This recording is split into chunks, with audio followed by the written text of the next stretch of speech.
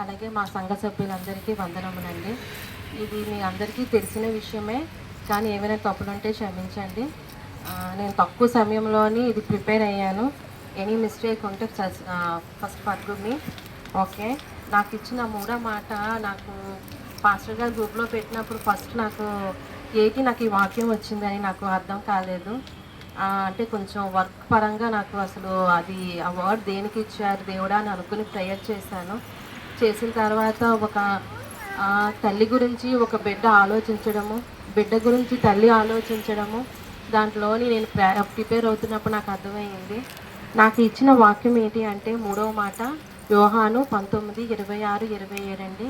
దాంట్లో ఆయన ఏం చెప్పారంటే, యేసు తన తల్లియు తాను ప్రేమించిన శిష్యుడను దగ్గర నిల్చుండుట చూచి, అమ్మ ఇదిగో నీ కుమారుడు అని తల్లితో చెప్పాను. తర్వాత శిష్యును చూసి, ఇదిగో నీ తల్లి అని చెప్పాను. ఆ గడియ నుండి ఆ శిష్యుడు ఆమెను తన ఇంట చేర్చుకొనెను.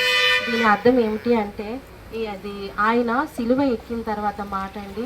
ప్రియమైన తల్లితోనే ఆయన పలికిన మాట. ఆయన కుటుంబాన్ని సృష్టించింది మన తండ్రి. అలాగే బంధానికి చాలా ప్రాముఖ్యత ఇచ్చిన వ్యక్తి ఆయన మన కోసం ఎంతో భరించారు, శ్రమ బాధ భరించారు. ఆ బాధలో కూడాను తల్లి గురించి ఆలోచించడము దీంట్లోనే మనకు తెలుస్తుంది. అలాగే మన బాధలో ఉన్నప్పుడు మన గురించి తప్ప పక్కవారి గురించి ఆలోచించము. మనం ఇంకా అనుకుంటాం మన బాధలో ఉన్నాము, మనకి ఎవరూ పరామర్శించలేదని అనుకుని ఉంటాము. ఆయన మనకి ఏం చెప్పారంటే బంధానికి విలువ మనకి తెలియడానికి చెప్పారు. అలాగే మనకు కూడాను బంధానికి ఎంత విలువిస్తున్నాము ఇక్కడ చెప్పడం జరిగింది. అలాగే పాత నిబంధనలోని మోషే గారికి ఇచ్చిన 10 ఆజ్ఞల్లోని మనకి తండ్రికి కొన్ని ఆజ్ఞలు, మనకి తోటి వారికి కొన్ని ఆజ్ఞలు ఆయన ఇవ్వడం జరిగింది.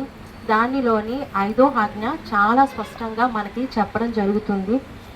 దీంట్లో రిఫరెన్స్ అండి నిర్గమ 20:12. దాంట్లో ఆయన ఏం చెప్పారంటే, నీ దేవుడి అయిన యెహోవా నీకు అనుగ్రహించు దేశంలో నీవు ఆయుష్మంతు అగునట్లు నీ తండ్రిని నీ తల్లిని సన్మానించుము.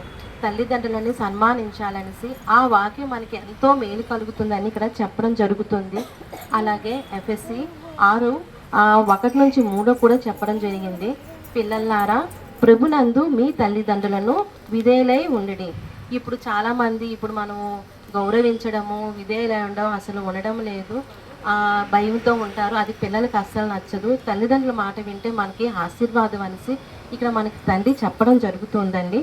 అలాగే మనకి 2వ వచనము 3వ దాంట్లో కూడాను నీకు మేలు కలిగినట్లు నీ తండ్రిని తల్లిని సన్మానింపుము, అప్పుడు నీవు భూమి మీద దీర్ఘ ఆయుష్మంతులు అవుదువు. ఇది వాగ్దానంతో కూడిన ఆజ్ఞల్లో మొదటిది.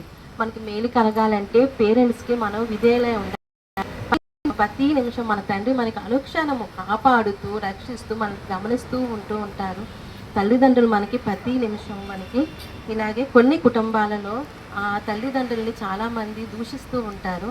దాని గురించి ఆయన ఏం చెప్పడం జరిగిందంటే, తల్లిదండ్రులను దూషించిన వారికి మరణం వస్తుంది అనేసి ఇక్కడ మనకి మత్తయి 15:4-5 ఆయన చెప్పడం జరిగింది. అలాగే తల్లిదండ్రులకి బాధ్యత చాలామంది చాలామంది అసలు ఉండటం లేదు.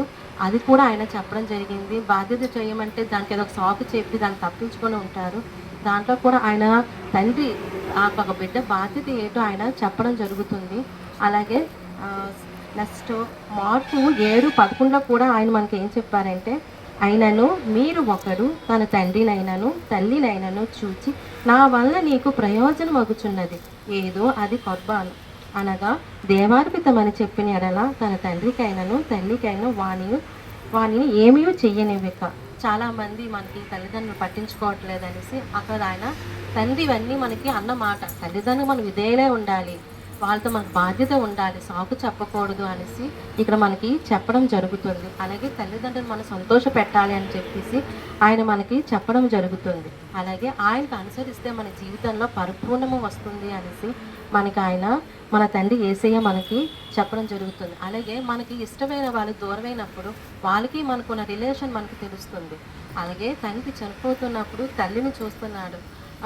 దూరం అయిపోతుంది. తల్లి నా కోసం ఎన్నో బాధలు పడి మనకి ఎంతో పెంచి చేస్తుందని ఆయన గుర్తు చేసుకొని చెప్పడం జరుగుతుంది. తల్లి కూడా నాకు ఇంత మంచి కుమారుడు నాకు దూరం అయిపోతున్నాడు, విధేయుడై ఉండి బాధ్యత ఉండి ప్రతి నిమిషము నన్ను చూసుకునే బిడ్డ దూరం అయిపోతున్నాడు అనేసి తల్లి ఆ బిడ్డను చూసి చెప్పడం కూడా జరుగుతుంది. ఆ సందర్భంలో ఆయన తల్లిని చూస్తూ తల్లితో అదిగో అమ్మ ఇదిగో నీ కుమారుడు అని చెప్పడము, అలాగే శిష్యుని చూసి ఇదిగో నీ తల్లి అనేసి ఆయనకి అప్పచెప్పడము, ఇది 3వ మాటలో చెప్పడం జరిగింది. Praise the lord.